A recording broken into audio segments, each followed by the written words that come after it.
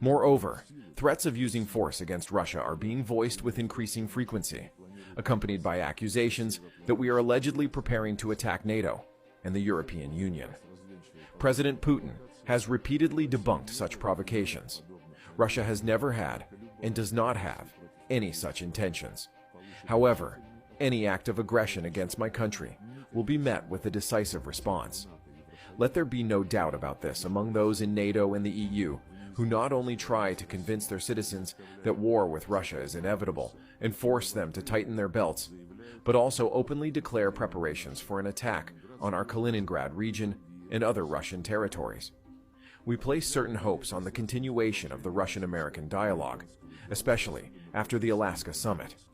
Russia and the United States bear a special responsibility for the state of world affairs and for preventing risks that could plunge humanity into a new war. When speaking about the future, one cannot forget the lessons of the past, particularly now, when in Europe we once again witness the resurgence of extremist ideologies and a growing militarization driven by the same anti-Russian slogans. This is all the more alarming given that some political figures, now in power in Brussels and in certain EU and NATO capitals, have begun to seriously discuss a Third World War as a likely scenario. Such figures undermine any effort to find an honest balance of interests among all members of the international community, as they attempt to impose their unilateral approaches on others, in blatant violation of a core principle I have often highlighted: respect for the sovereign equality of states.